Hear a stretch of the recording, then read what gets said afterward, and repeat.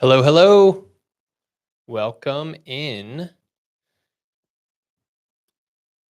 Today, I wanted to talk about the judgment of others. You see, I truly believe that we are not where we want to be because we fear the judgment of others. But who are we afraid of? I asked myself this question about a month ago. And what I realized is that I'm not just afraid of judgment from anyone. There are people that I could care less if they judge me or not. My decisions are my own. And I walked around the earth thinking that I could do whatever I want. But when it actually came down to taking action and asking for what I want, I found that there were just a few people that I was looking towards and seeing if they were looking back at me. And those people, if they disapproved of what I was doing or saying or anything that I would put out on social media or in my life, I would feel bad.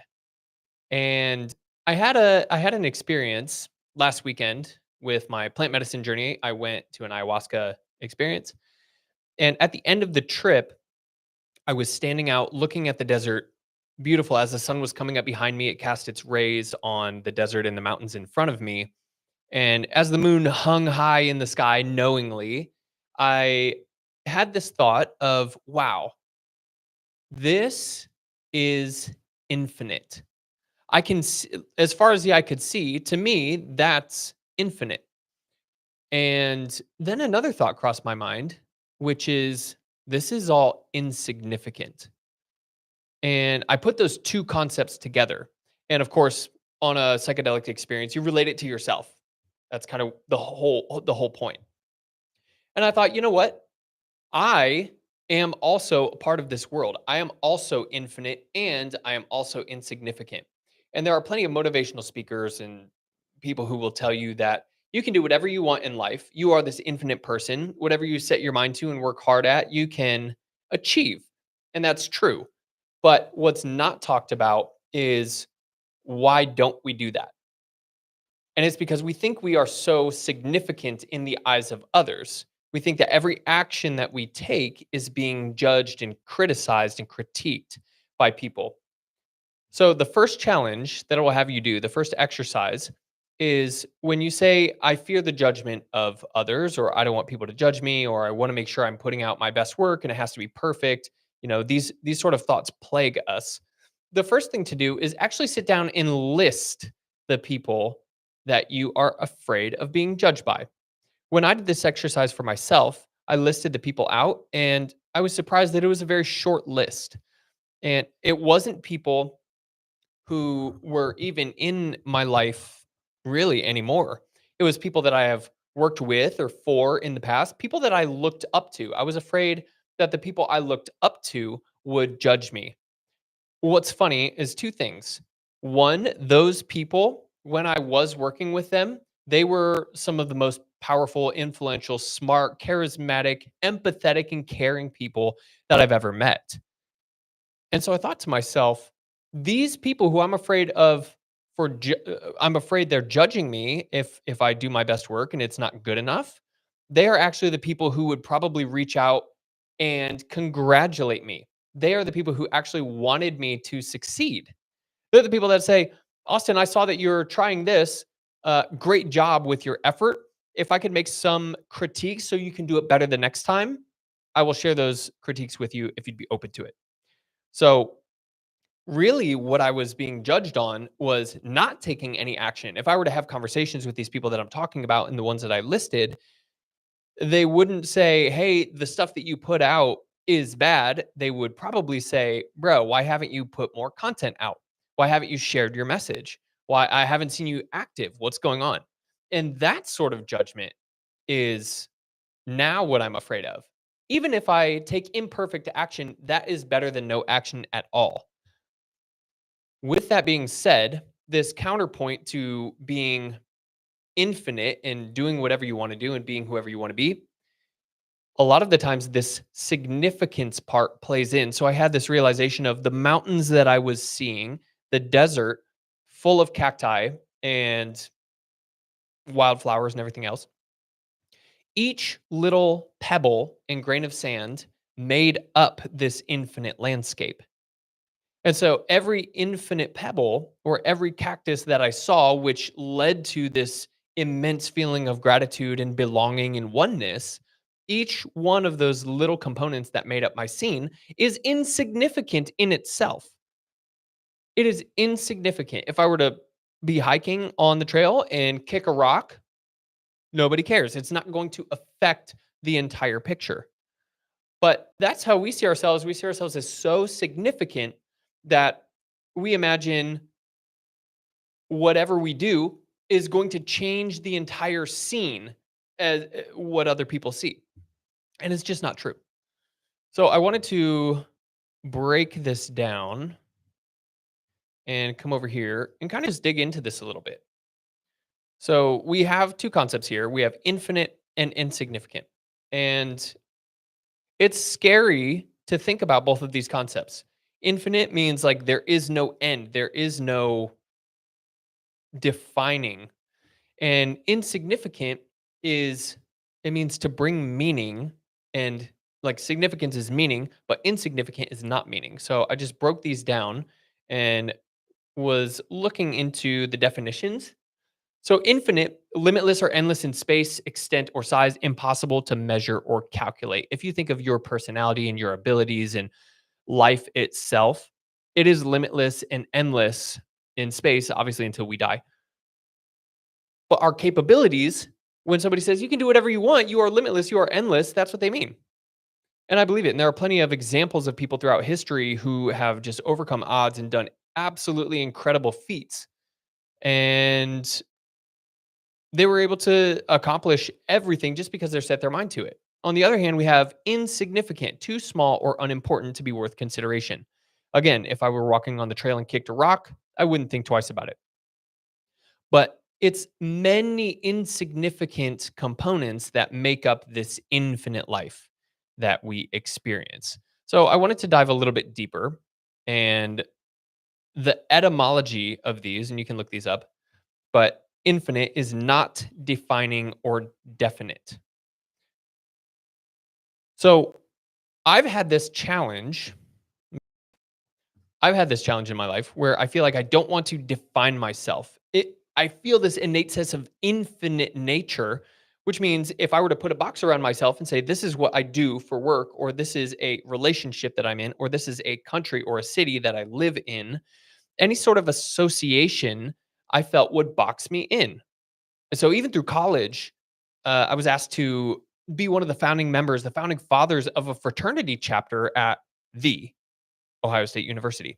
And I said no, because if something happened in that fraternity or the other people who were associated with the fraternity did something that I didn't align with, then I had a fear that it would define me. Now, looking back, it's kind of silly, but that's where I was at the time. And maybe you're still there in some capacity. Maybe you don't go into a relationship, or maybe you don't promote the relationship that you're in, or you like being in it, but maybe you feel like your friends disapprove of the relationship and therefore you don't talk about your partner that often because you feel like it defines you. And that goes back to the significance part. So, not defining.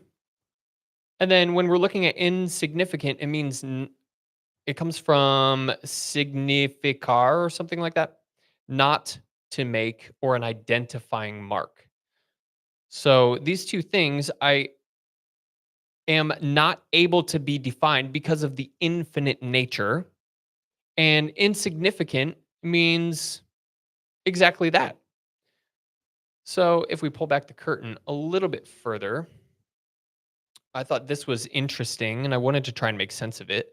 But I looked at trends of infinite. The word infinite, when had it been used the most? In the creation of the word, probably because they had very few words back in the day. I don't know. But I thought it was kind of interesting that in the 1920s, which was the Great Depression in the US and in hard economic times, as well as the early 1940s, which was World War II, people felt infinite, as in when your country is being attacked and you are defined by your nationality or your country, then you may need some sort of infinite opportunity to latch onto for hope. And I don't know if that's the case. I'm just guessing here.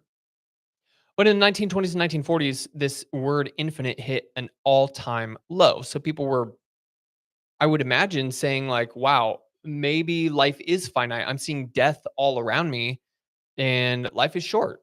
So I don't know. They stopped using infinite. And then during the 1960s, which is like the free love movement and the hippies and all of that, which psychedelics had a huge uptake in the 60s.